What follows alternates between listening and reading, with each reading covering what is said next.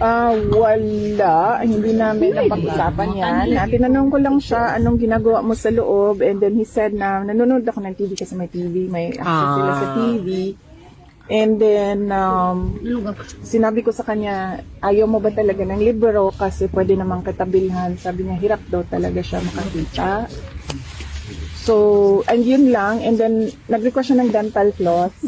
Sorry, ma'am. Sorry, sir. So, sabi ko doon sa nurse, paano kami makabigay ng dental floss sa kanya. So, apparently, merong tindahan doon sa loob na pwede silang bumili. I-charge lang sa account nila. So, isa yun sa mga kailangan ko asikasuhin din. Sino nagbabayad po ng account? Kami, lalagyan namin ng load yung account niya. And then, bibilhin niya yung dental floss doon sa loob. Pero, kagano katagal po ang visiting hours ng po sa kanya?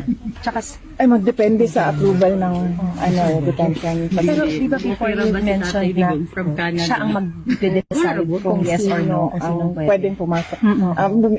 Kung sino ang i-allow niya na bumisita, siya yung magdi-decision niya. So, final decision, VP, bale, sa kanya? Oh yes, opo. Pwede na tayo mag-apply lahat.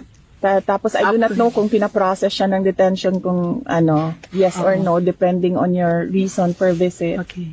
And then, dadating sa kanya, listahan, and then he'll say yes. No. Right. So, VP, yung mom nyo lang po ang pupunta, hindi yung mga kapatid? Hindi ko pa kasi masabi. I'm sure darating yon sila. Hindi ko lang alam kasi kung kailan sila makakuha ng visa. Kasi ang mama ko may visa siya, so she can come anytime.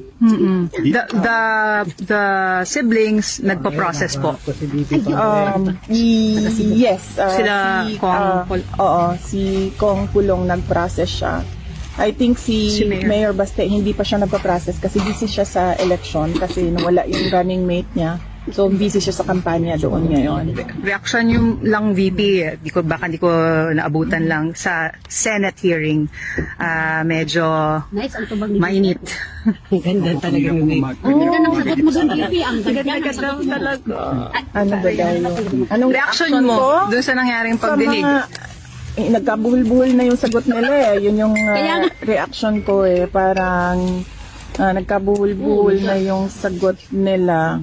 And kaya nga sinabi ko kanina na wag na natin pag-usapan kung tama ba or mali yung yung pagdala sa kanya dito kasi mali naman kasi talaga yon, wala siyang basis in law.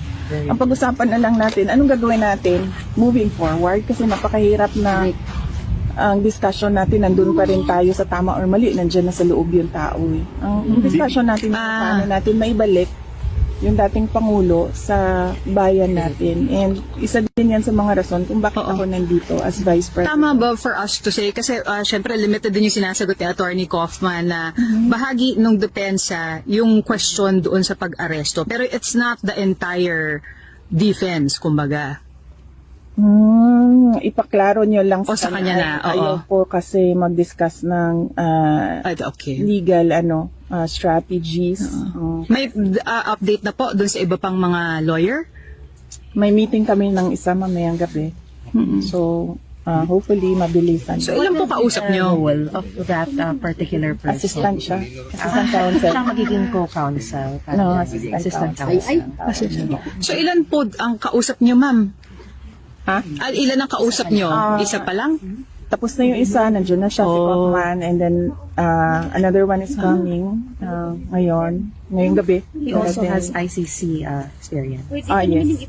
Nabanggit din po ni Attorney Kaufman na kumakausap rin siya ng mga Pinoy lawyers. Tama po yun? Siguro best kung siya na lang ipa-elaborate ninyo at kung sino-sino yung mga kausap niya ng mga lawyers.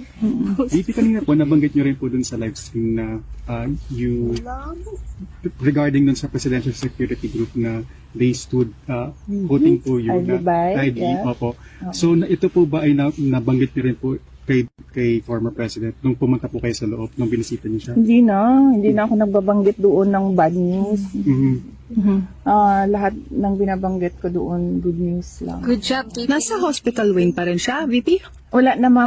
Wala na. Lipat po Okay. siya sa Regular yung, parang detention center talaga nila. Hindi siya hospital setting. Did you see? Tinuod Or nga no? murag Hindi na hotel. pwedeng pumasok. Talagang sa area lang ng visitors. Sige. Visitors area lang siya, ma'am. Hindi ko nakikita yung yung loob ng room. detention facility.